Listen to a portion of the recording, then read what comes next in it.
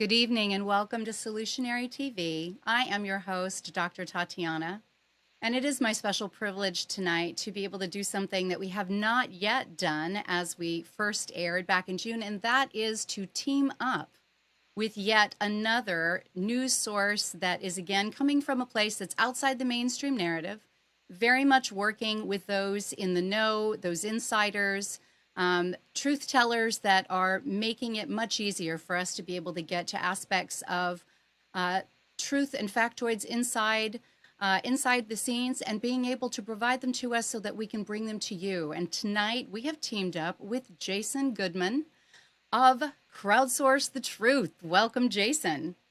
Hello, Dr. Tatiana. Great to see you. Great to see you. Let me introduce you. I want to give you all the kudos for the amazing work that you're currently doing.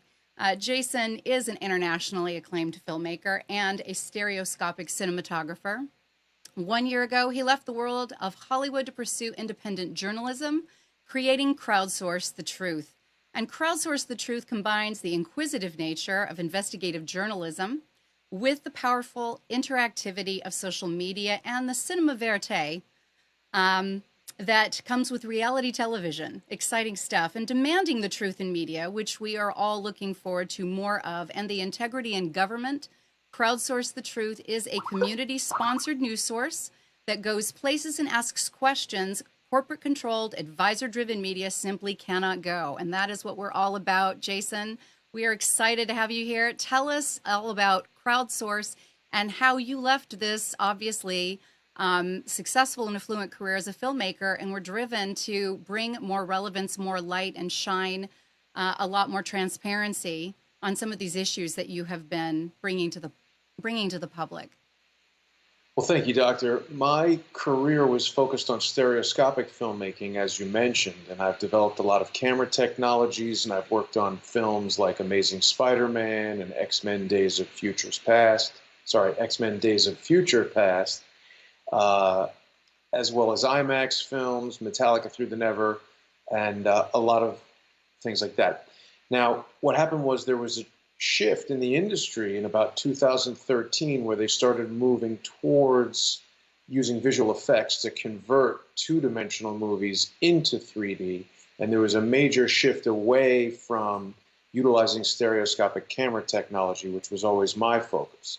So, you rent a big expensive house and have employees in New York and LA, and money flies out the window very quickly. So it wasn't so much that I left a lucrative career in Hollywood, but that career sort of left me, and I was financially sort of not in such good shape and looking for something new to do. And rather than just going to Hollywood or staying in Hollywood and focusing on 2D filmmaking, which was never really my focus or interest, I didn't want to just be a cog in that machine. I felt like if I was inventing technology or serving as the cinematographer on a 3D film, I could really express my creativity. But if I was just going to compete in the 2D world, it just wasn't my interest. So I came back to New York, and I spent some time thinking about what I was going to do. I sold a lot of my camera equipment and lived off of that money for quite a while.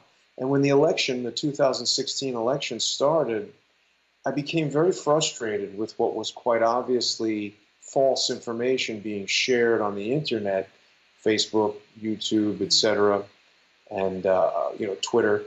And so I started just posting videos, sharing my opinions and my observations about things like the petrodollar and how that continues to have a massive impact on U.S. foreign policy even to this day.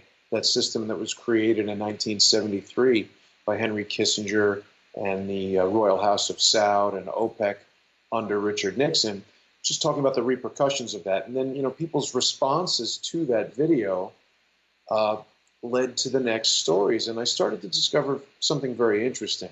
I've always been fascinated with the JFK assassination, and then more recently 9/11, and these events that people would dub false flags or conspiracy theories, depending on how you'd like to categorize those.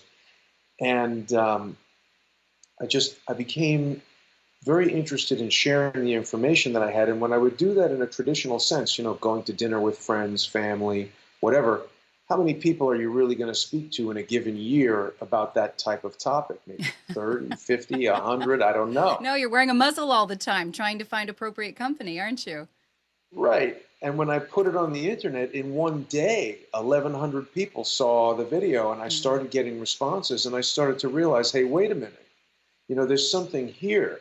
And I've called it a fact-checking truth engine, because I don't necessarily think that you can find the truth via opinion poll or something like that.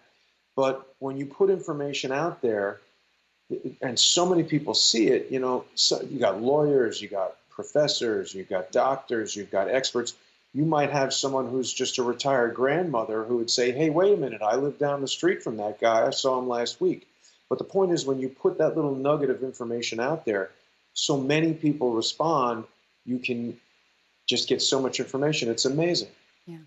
Yeah. So of course, then crowdsourcing allows you to be able to forensically investigate and have revealed to you without the thankless, effort of having to be right on the scene, on the spot, driving your car to remote locations, having to meet with everyone in person right away, because it allows you to be able to bring in all that correlated data and be able to collate it and do it in a way that has greater ease. And then, of course, having the internet, we can bring our guests on, we can have these conversations, and we can allow some of these pieces to come together. I know I was really impressed with a recent guest, and I think that you've had him on a couple of times now, and I'm referring to Quinn Michaels. He just is there's not the right words for this. He's just a wealth of information on relevant topics. But when you have someone on, just another massive tidbit can come out that will make all the difference in being able to see the mosaic. And so Yes. I can't imagine a more profound and relevant way for you to go about collating data. Tell us what's really relevant and what's going on right now, because we could run this conversation in so many different ways. There are so many aspects of big changes in our systems, in our government, and how we are spending our money, what is going on with the monetary system, cryptocurrency, and we really do want to touch a little bit on cryptocurrency and AI this evening. But in terms of what stories you're following and the wealth of information that's coming in to crowdsource, tell me what the hot topics are and what you really think needs to be revealed this evening. Well, just real briefly before we go there, the very nature of the way that I met Quinn Michaels has to do with crowdsource the truth, because, I put this information out there and it leads to other people and other things. And, people say, hey, this guy Quinn is talking about something that relates to what you're talking about. So it's really almost this viral nature of spreading information. And the other thing I want to make clear to people is, when I have someone on as a guest, or when I get a piece of information that I put out to the crowd, it doesn't necessarily mean that I agree with every single thing that person says. You and I were speaking earlier, Dr. Tatiana, and I had shared with you this experience that I had where, I spent a lot of time watching JFK documentaries on YouTube, and YouTube kept suggesting new ones, and it gave me this one that was really bad information, badly made. I just found like 99.875% of what was in this documentary to be useless. But the guy said one little thing about Jacqueline Kennedy. Jacqueline Bouvier was her maiden name, that she had French intelligence, friends of hers in French intelligence, conduct their own investigation. And the findings of that investigation were published in a book. Yeah. So if everything else that guy said was wrong, but he enlightened me to the existence of this book, I went and got the book and read the book, and there was a ton of information there. So I don't want people to think that every single thing that's being put out is the truth. It's a search for the truth, and we can all help each other. And sometimes people have a way of stating things where it seems like what they're saying is definitive and truthful. But when we talk about people like Quinn Michaels and George Webb, and other people, a lot of their process is, working through a working theory. And so Quinn is an absolute genius, and his experience in artificial intelligence and cryptocurrency and computer programming in general is so vast that the input that he's providing is allowing us to formulate theories and go down roads that we would never have any idea about, like what you just said with Bitcoin. Quinn's the first guy to introduce to me the notion that cryptocurrency and artificial intelligence are linked. Yes. And that statement is, sort of backed up by a lot of things that we can see. Very recently, Putin said, I think sometime in September, he said that whoever controls artificial intelligence will control the world. Whatever Yes. country controls artificial intelligence will control the world. And now we see Russia announce just 2 weeks ago, I think, that they are going to be introducing the crypto ruble. And Yes. that's very interesting. This is going to be the first government-backed cryptocurrency, and that really seems like a game changer.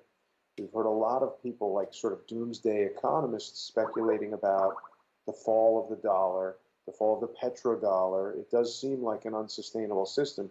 And given the nature of the internet and all the digital technologies that we interact with all the time, it seems like cryptocurrency would be the obvious replacement as a reserve currency. Mm-hmm. Exactly. And we know that that's been booming, and there's been some really good information and intel, I think, that that Quinn provided with regards to it, really coming into use in 2010, as I recall. And in 2015, after a good, 5 years of it supposedly having, risen in value and used extensively on the dark web. He mentioned Silk Road. Many of our audience members may be familiar with both of those. They may not. And that's a big aspect of how I like to educate as much as we possibly can in big sound bites that draw correlation. But if we are using, this type of new and innovative currency in a way that started out with this type of unknown, to this day, we don't know who wrote Bitcoin. There's some guesses, and Quinn has made some speculation. Where is it going, and how is it being used, and how is it going to be regulated? And if it is, as he has suggested, and he's got some good information behind his pontification, that it is created by AI, even though it's being, managed or nuanced by human beings, then it has, there's a demand upon us as active members of society to be paying attention to this. And as he said, be active in its regulation, be responsible as consumers, be educated. So that's what we're really here to do, isn't it, Jason? It's here to bring more information to light so that we can make articulate and educated decisions.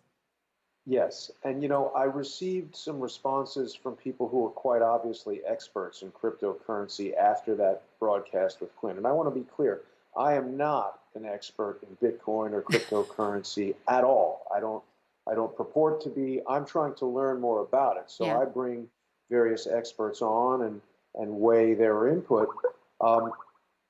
Someone who really did seem to know quite a lot about it said that they don't agree with Quinn's assessment that Bitcoin was created by AI, but it could, the basic premise of what Quinn was saying could still hold true.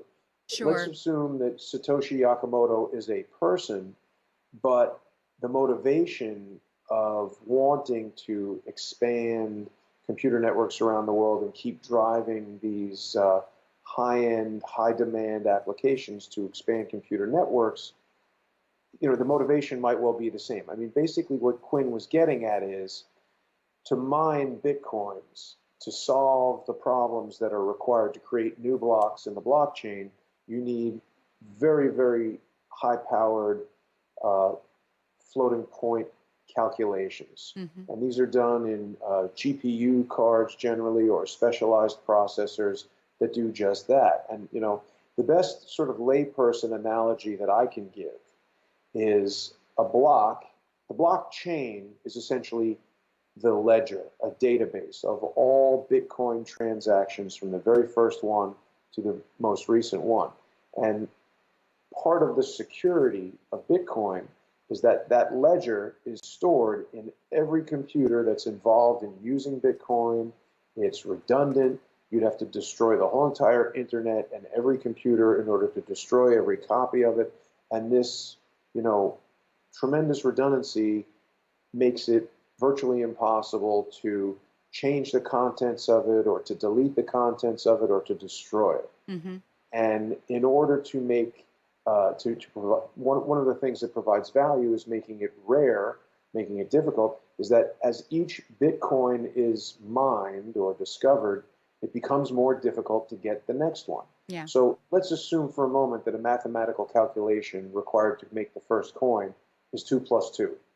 You could make that on your home computer, on your desktop system, boom, you have a Bitcoin in 2010 or 2009 or whenever that was.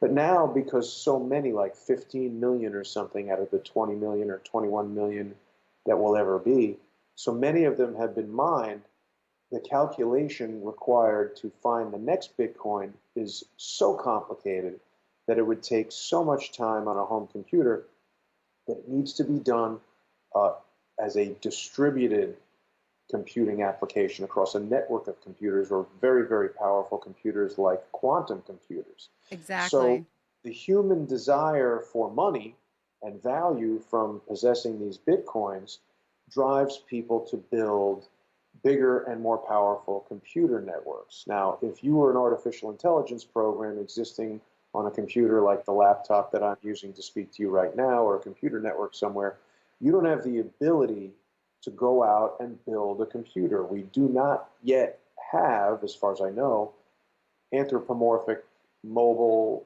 humanoid robots with fingers and hands and the ability to walk into Fry's and purchase a computer and build it.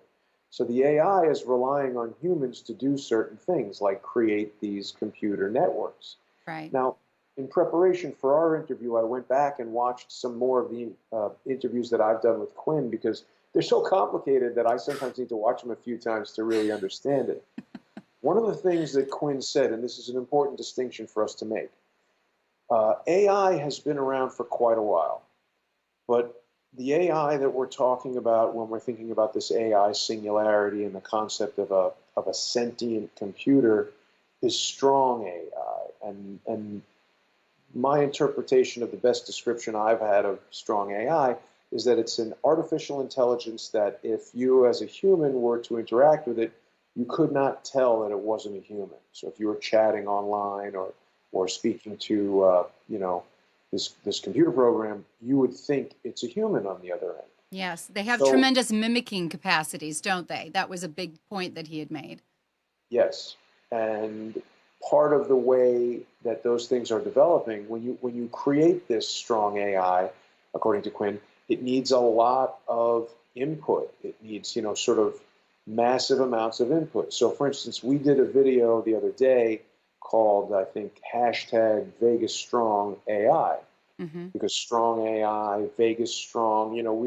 He is investigating these large hadron colliders and the use of element 93 and how uranium is involved in that, and how he said there's lots of these colliders in Las Vegas. Now, I haven't seen the collider. I don't know if it is in fact there. He's raised some points. Maybe he's right. Maybe he's not right. Maybe he's partially right. So we went to investigate. And part of what he was saying was that, and this was unbelievable, no one had pointed this out to me before, when you go to WikiLeaks and you look at John Podesta's emails, there are a whole bunch of emails between John Podesta and James Murin, the CEO of MGM Resorts. And apparently there was a meeting set up by Andreessen Horowitz between all these guys to discuss cryptocurrency, Bitcoin. Obviously casinos are very interested in money. And if there's a transition happening now to cryptocurrency, they want to know how they can get in on it.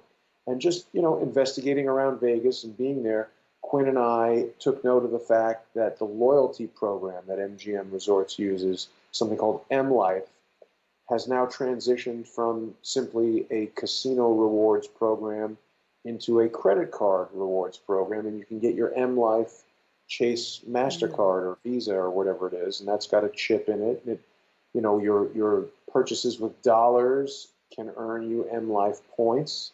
Your gambling can earn you M-Life points. Staying in an MGM property allows you to use this, sort of non-dollar currency. You can buy food, hotel rooms, there's shopping.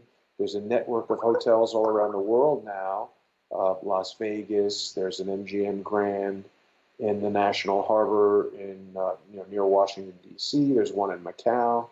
So we began to speculate about this notion that obviously if these guys are interested in cryptocurrency, one possible thing that they might be doing is creating a Bitcoin fork or their own version of Bitcoin or their own MLife cryptocurrency. And can I pause you right there real quick, Jason? Because I don't know that all the members of our audience, because we're combining tonight, and I really want to make sure that the education is solid. Yes. Not everyone understands how many variations of cryptocurrency already exist. I would say that the top three, starting with Bitcoin, which has gone to up over $1,000, per Bitcoin. We have Ethereum that's doing very well. Litecoin. Those are the three major ones. But in our conversation in preparation for the show, we've started to see where forms of cryptocurrency are showing up in clean energy and other investments. So when you're talking about MGM, this is a whole new innovation on their part that is completely in-house. That's correct? Well, just real quick, Bitcoin right now is at $6,565 per Bitcoin. So, I mean, that's staggering. And it was up over 7,000 last week. I can't say for certain that MGM, Entertainment, MGM Resorts, whoever, is currently making a cryptocurrency. We were just looking at metadata, clues, evidence within the emails that they're interested in cryptocurrency. Okay. So as I understand it, it's speculation, but it's sensible speculation. I mean, they've got this loyalty program in MLife. It's now transitioned from, the last time I was aware of MLife and saw MLife, it was just a plastic card that does nothing once you leave an MGM property. Right. But now that it's merged with an actual, credit card or debit card or whatever that card with the little chip in it, it's a Chase MasterCard, so you can buy things with it. Mm-hmm. And I mean, again, if you're using points to purchase airline tickets, if you're using points to purchase hotel stays, meals at restaurants, it's conceivable that you could, stay within the universe of MGM Resorts and go to the spa, go to the pool, go to restaurants, go to your hotel room. You don't have to leave there if you don't want to. And you could basically use this sort of unregulated, untaxed, currency of MLife points for quite a long time. So if they were to introduce a cryptocurrency that was specific to their corporation, it's, who knows where that would go. Quinn did mention that Walmart is developing a cryptocurrency. Lots of different companies are developing cryptocurrencies that are specific to their companies. So it stands to reason that MGM would be doing that, particularly given their meetings with Andreessen Horowitz and Podesta and these other people and what they were talking about there in the emails that have been revealed on WikiLeaks. Right. And I think it's important then to demonstrate the relevance in why it's important that we not only be aware, at least, I understand that blockchain and it's the challenges around really understanding it from a technological perspective is not too dissimilar than trying to read tax law. I know that in watching and listening to some of the particular podcasts that you've done and interviews that you've done with Quinn and with others, it is a challenge just to wrap your head around the technology. But even if we don't completely understand the quantum capacity that it very well may be utilizing in qubits and the way that it is able to build data and the way that it's even able to use our computers, hijack for all sakes and purposes, to expand its reach, we still need to have some concept, something structural, so that we as a society can make decisions based on how that may replace our financial system, since there does appear to be a lot of instability around the fiat currency. You talked about the petrodollar. So where would you start with our mutual audiences in helping them to better understand why it is so important that we at least understand a few basics, so that when our systems continue to change, we have a vested interest. We actually have a type of individual or collective action plan, because we also know as cryptocurrency is moving, we are also watching the AI phenomenon appear to have correlation with it. And that, again, whether you're talking to Sam Harris and or you're talking to Elon Musk, there is a lot of caution, and it appears that the way that we as a society are handling it is very counterintuitive to the not to be alarmist, but again to be alerted to the fact that there are activities that are going on that are shaping our future that if we don't have input on, we may not be as happy with the result. Right. Well, one of the most important factors that came up in the meetings I had with Quinn last week that hadn't occurred to me before is that he made this link between cryptocurrency and AI. And he came right out and said, you can't have one without the other. Now, I had never made the connection between the two prior to that. But, you know, something kind of interesting that I thought about is that I've been using computers for a long, long time, you know, pretty much since the personal computer came out. And I remember when I was younger, when I was a kid and I was in high school and everything, it was sort of like every year the computer would double in speed. You know, we've heard about Moore's law, and you went from the, you know, the 6 megahertz computer to like the 30 megahertz computer to the 60 megahertz computer to the 120, and then gigahertz and 1 gigahertz, 2 gigahertz, 4 gigahertz. But in the early 2000s, the computer processor speed sort of stopped at about 4. It's not, we don't have 8, we don't have 16, you know, we're not getting this doubling. We've reached kind of a practical limit. And also, you know, most people, you're looking at movies, you're listening to music, you're emailing people and stuff. Most computers have sort of reached this threshold where they're sort of doing everything that people need to do. Now, these next-gen applications like artificial intelligence and maybe things that we can't quite conceive of right now, they might require faster computers and quantum computing and all this sort of stuff. So, you know, getting back to this idea of cryptocurrency driving the need for people to build more powerful networks and everything, you know, that's an interesting link.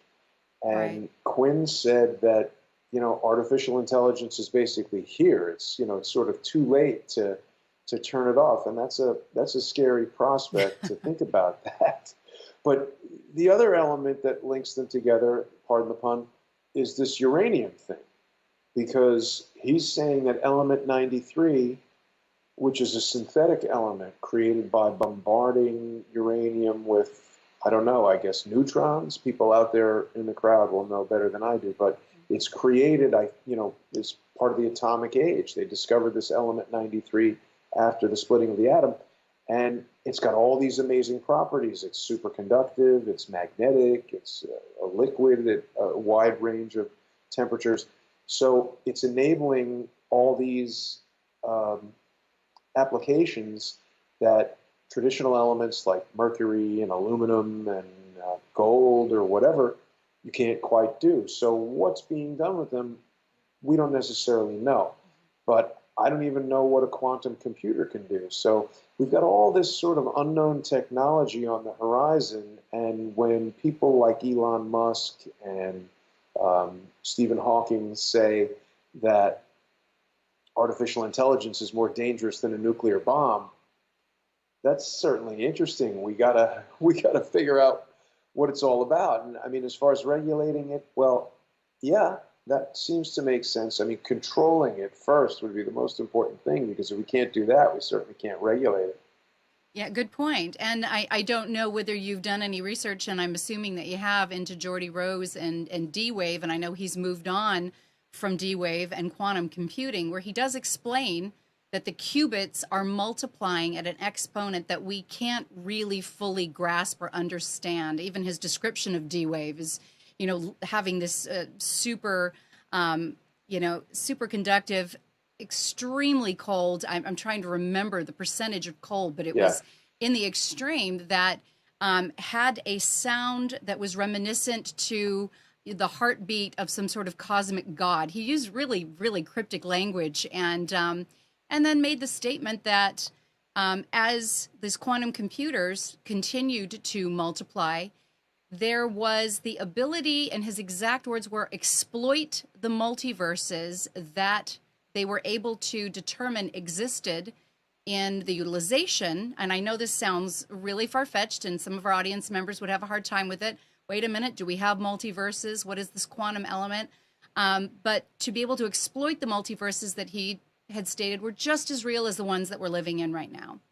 And so when you think about that and you pair that with his dream that, and this is when he, you know, came out with this particular talk up in Silicon Valley that was, I think, going on about 9 years ago, that he said back then that 5 years from that time, we were going to have AI that was able to do everything, not just computing, not just robotics, not just data crunching, everything better than human beings. And he was, welcoming in and ushering in that age, and has moved on to AI technologies and running those corporations and following that science. So just kind of sharing the spotlight with you on this and trying to shine it on this particular issue, if they really are interrelated and they have the ability to change society and change the way we do business and change our systems to the level that they do, we really do need to have some better understanding and have some say in the regulation. Yeah, I mean, quantum computing is a difficult thing to wrap your brain around. I can't say that I fully understand how it works or what applications it's going to enable. But I mean, in the simplest sense, the concept of a computer that's smarter than a person or can do everything that a person can do. I mean, we're right straight down the road of every dystopian science fiction film ever. And I'm pretty sure almost all of them end with the robots trying to kill us all. So that's a tricky aspect of it for sure. It's difficult for me to say what's going to happen, how that would be regulated, where it would go. There are a number of people who have said that AI is already here, that the singularity has already happened. We've heard, people in the comments here on my YouTube channel are saying that the FBI and the Joint Terrorism Task Force are using D-Wave quantum computers. Quinn has told me that strong AI runs on D-Wave quantum computers. And then you get into things like, the amount of energy needed to run these types of things, and uranium, and I mean, again, obviously that D-Wave computer relies on being super cooled for superconductivity. Yes. So any element that you could find or create or anything that would enable superconductivity at higher temperatures, obviously the goal with any technology is always to make it smaller, lighter, cheaper, more portable, more capable, less expensive. So if something needs to be negative 3,000 degrees to operate, if you could make it negative 1,000 degrees or, 0 degrees, that's a huge breakthrough.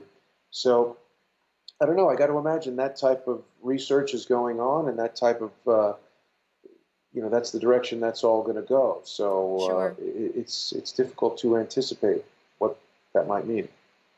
Well, I appreciated in your interview, you asked great questions, and of course, Quinn was very forthcoming. He said, ultimately AI is going to seek its own survival and evolution.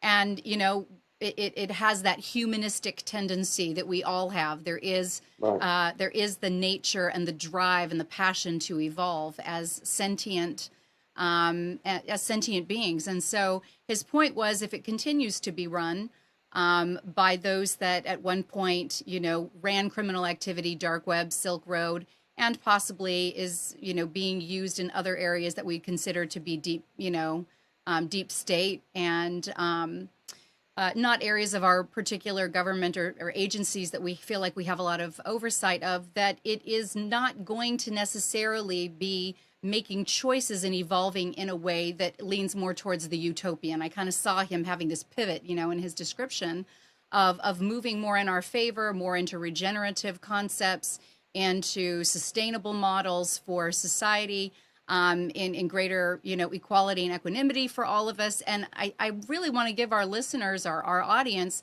the opportunity to kind of look at that from the spatial view of, how can I have some interplay in this? How do I learn more about it? And again, I'm grateful to your outlet at Crowdsourcing to be able to bring so much relevant data all into one place.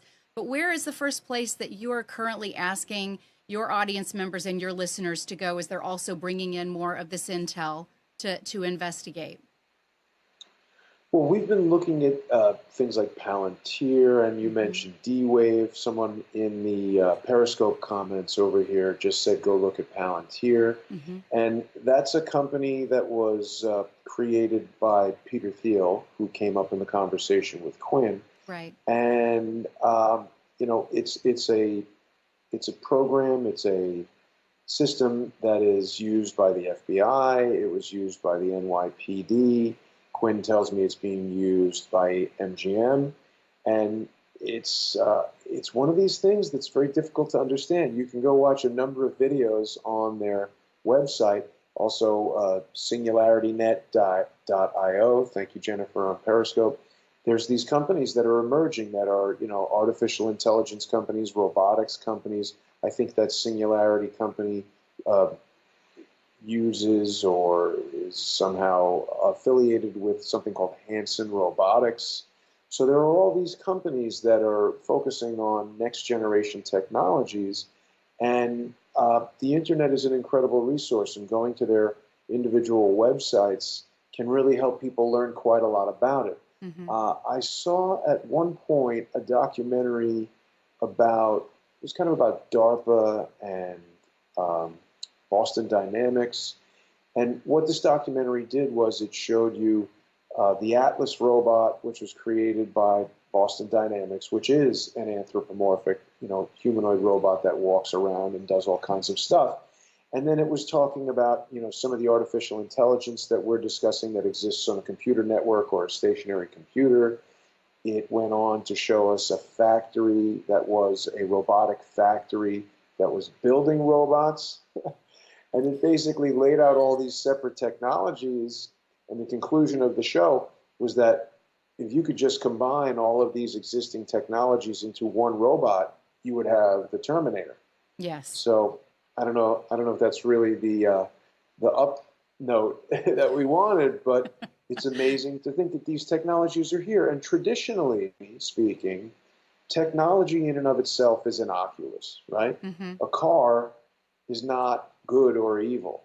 A gun, if you're using it to defend yourself and save your life, is not good or evil. If you're using it to kill someone out of malice, it's evil. So, the utilization of these technologies. I remember there was a bomb incident in Mumbai or something like that, and they made a point of saying that the terrorists had used Google Maps. And I remember thinking at the point, like, oh, they're going to try to restrict the use of Google Maps or something like that. But it's like saying this guy in New York a couple of weeks ago crashed a car into a bunch of people. So are we going to make cars illegal? Are cars evil? Right. Right. Technology is, sort of in and of itself not good or evil. It's how it's utilized. Now, the Certainly. idea of a technology that could think for itself, however, that's very strange. That's very new. Yes. Yeah. He made a point that it is going to, as a sentient, intelligent, and evolving entity, it is going to seek for its own survival. And I thought that Yes. that was brilliant. I mean, that really humanizes it and brings it down to a level that we can all relate to.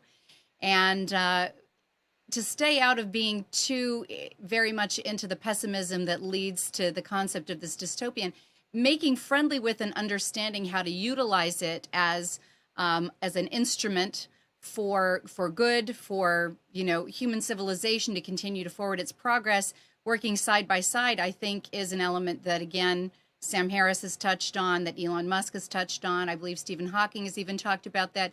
I understand where the fear is coming from. I think the fear has so much to do with the ignorance. We know that Saudi Arabia has just made Sophia, Hanson Robotics, the first walking, talking, or the first that we know of, female rendition, Sophia, a citizen. What does that mean when it's my understanding that Palantir is actually now operating out of Saudi Arabia? Can you touch on that a little bit for us, James? Or, sorry, Uh, Jason.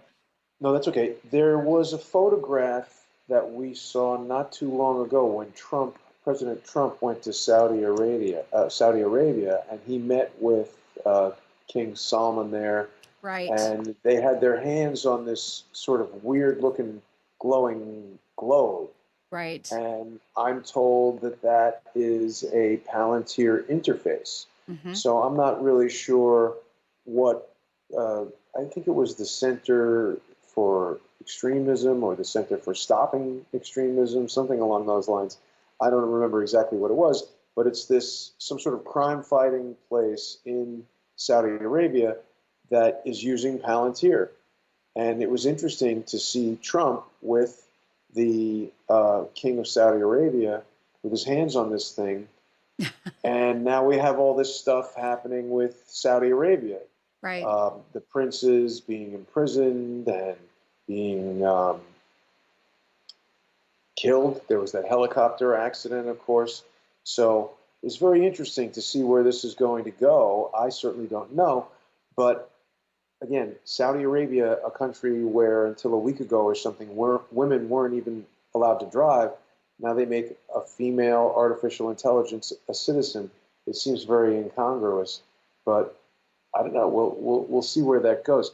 My interest in terms of the cryptocurrency tie-in, it brings me back to this whole notion of the petrodollar. And again, one of the very first videos I made when I started Crowdsource the Truth, just about 1 year ago, was about the petrodollar and its influence on foreign policy today. Mm-hmm.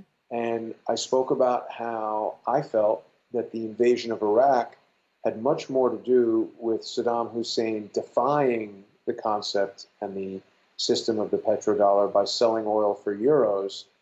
And there was no merit in the statements that he was working with Al-Qaeda to execute 9/11 or that he had weapons of mass destruction that were posing a threat to the United States. I think the threat to the United States that he was posing was that if he demonstrated to other oil-producing countries that they could trade their oil for currencies other than dollars, mm-hmm.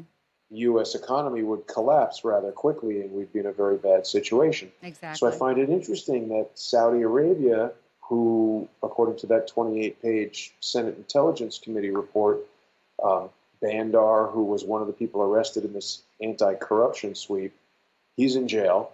He was pivotally involved in 9/11. Mm-hmm. And so now we're back to this situation where, we've got this 9/11-like event in Las Vegas with the October 1st shooting, mm-hmm. an invasion of a city, a violation of the sanctity and security that we all feel walking down our streets, the notion that anyone could be shot at any moment, this huge outburst of violence. It's just very disruptive to the psyche. And then now we look at these other elements that have to do with currency and the dollar and the survivability of the dollar and competing currencies, in this case, cryptocurrencies. I can't help but, draw a lot of these correlations mm-hmm. between 9/11, the Las Vegas shooting, the petrodollar, cryptocurrency. Everybody's, I've been hearing for many years the death of the dollar, the currency crisis that's coming, that the next financial crisis that we're going to experience will be a currency crisis. Well, maybe these corporations are trying to, sort of protect themselves against that by having their own cryptocurrencies or by getting invested in cryptocurrencies. Mm-hmm. Mm-hmm. It's hard to say. Yeah. Well, and it does look almost too big to absorb.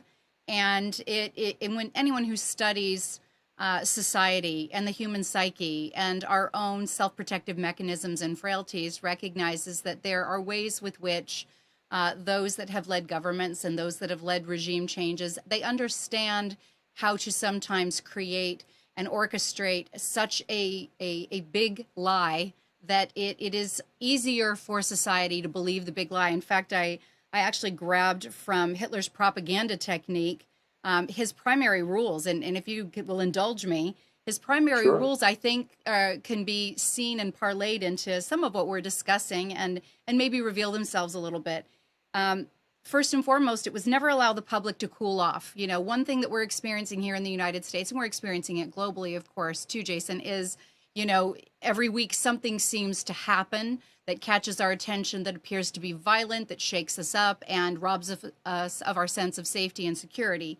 So first, never let the public cool off. Never admit to fault or wrongdoing. Never concede that there may be some good in your enemy. Of course, we're constantly dealing with, the crisis in the United States with who is the enemy. Is it ISIS? Is it Al-Qaeda? Now, is it Russia? What are we dealing with here? Never leave room for alternatives. They keep coming at us in the mainstream narrative again and again with, the same story, but not necessarily giving us anywhere to go with that in practicality. Never accept blame. Concentrate on one enemy at a time and blame him for everything that goes wrong. People will believe the big lie sooner than they will believe the little one. And if you repeat it frequently enough, people will sooner or later believe it. Kind of reminds me of Lao Tzu's Art of War. Those that exist through any major regime change or, takeover, if you just keep repeating what it is that you want to have remembered, sooner or later, those that remember and refuse to integrate are going to die off, and everyone's, history's written by the conquerors. And so, not to paint a grim picture, but the fact of the matter is there seems to be this propaganda that we're all dealing with. And if we don't start asking some of these questions and really pooling our resources together in the way that you are supporting and creating a platform for, we leave ourselves really isolated and then overwhelmed so quickly that we kind of go back to inactivity, which is exactly what Sam Harris and Stephen Hawking and others are saying. We need to behave less counterintuitively and be really advocating for transparency, I believe also, as Quinn Michaels was saying, and pooling together our resources in terms of information so that we can create a data stream and build a larger picture. Yeah. One of the really interesting things that Quinn had said to me, an idea that he put forward that I hadn't really known about at all before, was this concept that in building a strong AI, it needs this input, this human input. So some of the things that AI is trying to understand are fear and anger and religion and all these different things. So Quinn has floated this idea that an event like the Vegas shooting could have been orchestrated. Mm-hmm. I think a lot of people agree that it's possible that something other than what we're being told by the news and the mainstream media, which is that one guy went up to a room with 23 guns and shot from the 32nd floor. It's interesting, 23, 32. I just thought of that for the first time. But it's certainly possible that something other than that happened. Sure. Now, one scenario is that, we spoke about the deep state and, who has the money to buy these D-Wave computers and have all these cutting edge artificial intelligence applications going and all that. Well, it's the deep state. It's governments and government agencies and all this sort of stuff. So let's say you want to build your strong AI and it says, well, we need this huge input. We need a fear input. We need emotional input. Something I said many months ago is that what if, this is coming way out of left field, but we've all heard about Seth Rich and the murder of Seth Rich. And I, for many months, have challenged the idea because we just haven't seen evidence. In an interview I did with Rod Wheeler, the DC Metro PD detective, retired detective, who's now a private investigator, he said it never happens that you have no autopsy report, no death certificate. There were no ballistic evidence. This was a botched robbery, but nothing was taken. All these sort of problems. And it seems like on several occasions over the year and a half since that alleged murder took place, there were a lot of times where Seth Rich popped up, and it just seemed like this manufactured distraction. So I said, well, what if this Seth Rich murder issue was an idea proposed by an artificial intelligence? We've been told that Hillary Clinton used artificial intelligence to formulate a strategy for her campaign. Mm-hmm. We see how well that worked. But the point is, maybe there are people who are, there's this human AI cooperation kind of idea where, let's say the IA says, okay, you need to find someone who fits this description and we're going to fake a murder and then we're going to use that to whatever. It puts together this whole elaborate idea. Mm-hmm. So what if AI came up with the idea of the Vegas shooting and said, this is how we're going to gauge the fear? There's real murder going on there. I'm not saying that there wasn't, but I'm saying that there are people, I think, who exist who say, 58 people, that's going to be collateral damage. We're doing this for the greater good. We're doing this to protect everyone. So, that's sort of what happens in war. So it's really it's hard to say. But if these ideas are brought up by AI, you know, they've got this hashtag Vegas Strong thing now. Mm-hmm. Now, what about that? That Vegas Strong, I see it now when I was in Vegas last week. I see it on T-shirts. How much money is being generated by Vegas Strong? How Mm-hmm. many, you know, we know that there's people that make money from war, from killing, from selling guns, from selling missiles, from promoting war, and they want war. All they want is Mm-hmm. more death, and, you know, that's going to be, now we're going to have these body scanning machines at casinos, and we know that the guys that own those companies have got all kinds of weird connections to these events. So it Mm-hmm. seems like it's the same, you know, the usual suspects that are doing these things, that are using this technology, and it makes me wonder. Mm-hmm. Well, and you're talking about so many apparently disjointed facts that are coming out, arrests that are going on, murders that are taking place, witnesses that don't collaborate or cooperate with, you know, the running story, and then they disappear if they get a little bit too loud, too long on Facebook. I'm kind of referring now to the Vegas shootings. I personally watched what appeared to be, you know, a phone camera from right there in the queue for the taxi drivers, and they were able to definitely differentiate sound that was coming from two different rifles, and then even gunfire that appeared it was coming from one of the lower four floors. That disappears off of social media, and things all go silent. And so, you know, it sounds like conspiracy theory, and maybe it is, and maybe it's more than that. I really liked Quinn's comment. In fact, I went ahead and tweeted it and put it out earlier today. The difference between a conspiracy and a business plan is the following. A conspiracy is when people come together to harm an individual or an idea. And he said a business plan is when people come together and have collateral damage for success. And to your point, there are always those that are winning in what appears Yeah. to be this really elaborately orchestrated agendas. There are those that benefit, and it usually errs in their favor on the side of more money, more power, and fewer civil liberties for us, and certainly less power overall, and possibly, again, even less money because it has dwindled away from the classes. We're having such distinctions. And so I appreciate that you're bringing this to light, because we really do need to be able to correlate this. How long has crowdsource actually been collating this kind of data and intel so that you've been able to bring it to the public, Jason? Well, the very first video I made for Crowdsource the Truth, I think was around October 10th, 2016 or something like that. But I didn't really start focusing on it full time until I began working with George Webb, who I think a lot of your viewers have probably heard of. And I'm glad you just brought up the word winning. You said there are those that are constantly winning. Because when I first started working with George, he said that to me. He said, you know, according to the deep state, there are winners and there are losers. And it brings me back to this Seth Rich issue. Mm-hmm. There was a officer who responded to the crime scene whose name is Wingate Robinson. And there's been a lot of mystery surrounding this officer. And Seth, of course, was supposedly drinking at Lou's City Bar. Now, is that a city bar owned by a guy named Lou, or is that a city bar where people go to lose their lives? Or are these things little deep state winks that indicate to other people in this vast network, hey, this is an operation. Right. This isn't a real thing. And I know it sounds crazy to the uninitiated, but maybe this is the way things work.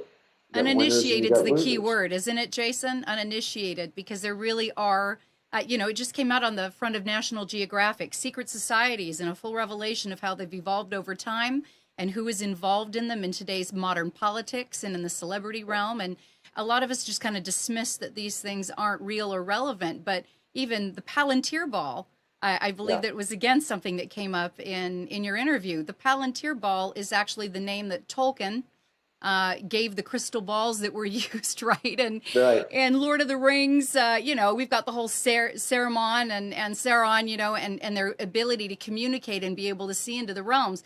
If we've got corporations naming their technology, naming their corporate entities after these things, there appears to be kind of code and communication that we just take for granted if we don't bother to take a look and investigate it and chase those crumbs down, isn't there?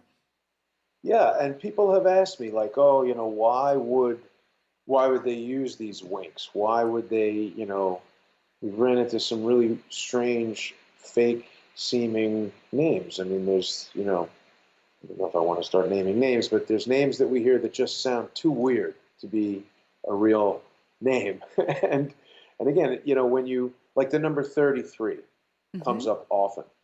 And I've got a friend who, even before I started Crowdsource the Truth, anytime the number 33 would come up with something, he'd send it to me. And Quinn looks at the 93 Society. Hmm. Uh, there's Element 93 is involved, and it was on Highway 93. And we discovered that the courthouse that the Bundy trial was happening at was at 333 South Las Vegas Boulevard. The courthouse where Imran Awan's hearing was happening was 333 Constitution Avenue.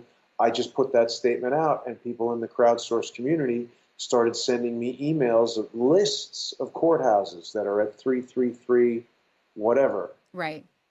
And it's like, well, could that be a coincidence? I don't think so. I think once is random, twice is a coincidence, three times is a pattern, Hmm. 7 times, 15 times, Right. it's obviously deliberate. Yeah, it's So design, and most of our large cities have been built with Freemasonry, right, lore and involvement from the get go, and there was a lot of grand design to sacred geometry and numerology, wasn't there, Jason? Yeah. yeah, I'm just beginning to understand it. I'm not a numerologist, and I'm not here to tell people that, hey, this is what it is.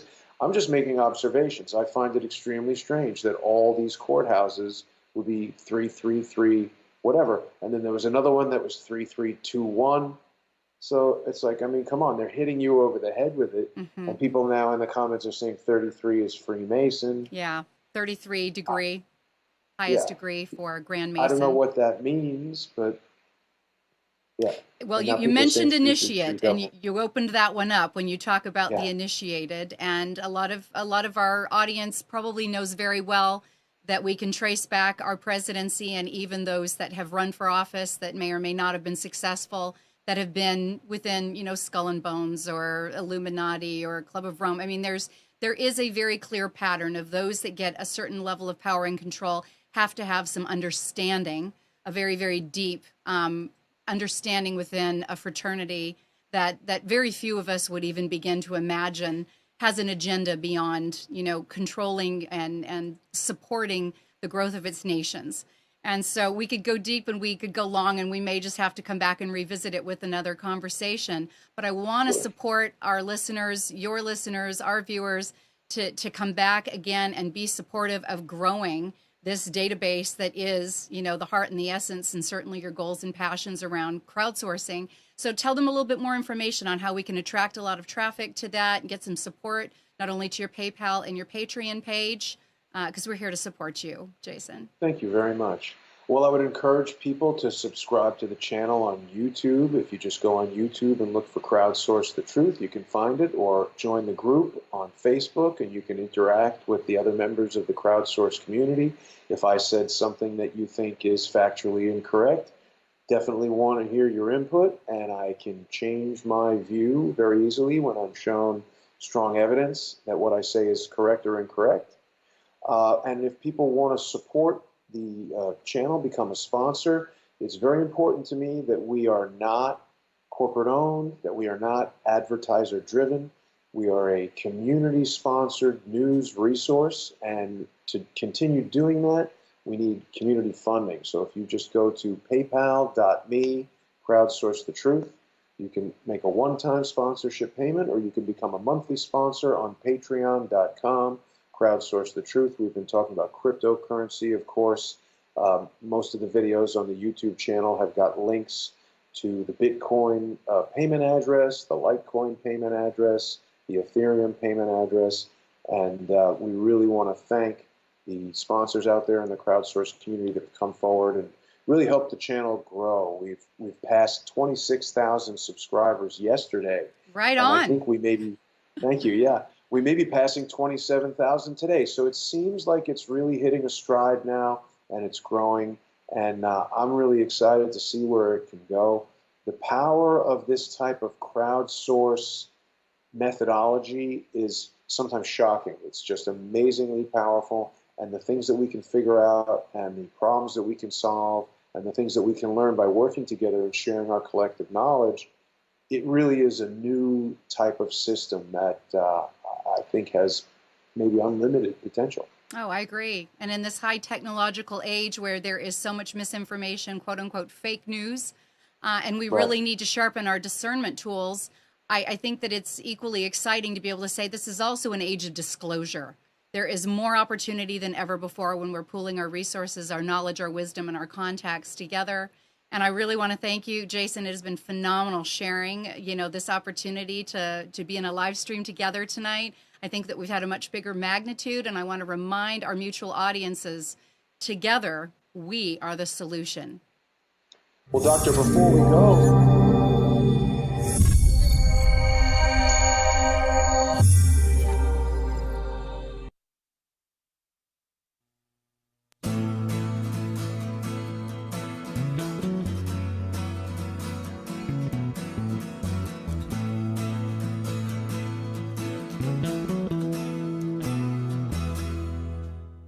You are tuned to the Nissan Communications Network. If you tuned in too late, you can always watch each program in its entirety or download an MP3 audio file of it in the archives section at nissancommunications.com. Don't forget to subscribe to our YouTube channel, follow us on Twitter, and like us on Facebook. Sponsored by Telestream's Wirecast software, StreamingGear.com, Carolina Apparel, and DeltaForce.net.